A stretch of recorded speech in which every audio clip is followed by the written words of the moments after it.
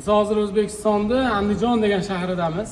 Bizning faoliyatimiz Almansur gilam yuvadi, divan, parda, adyollar yuvadi. Biz 1,5 yil davomida juda ko'p mashinalarni kuzatdik. Ularning ichidan eng buyugi, hozirda eng zo'ri biz tanlab qilganimiz shu Garmak bo'ldi. Hozir ishlatdik. 100% biz aytgandan da go'zal chiqdi. Ishonchimizni oqladi. Xudo xolasa tanlovda adashmadik deb bilamiz.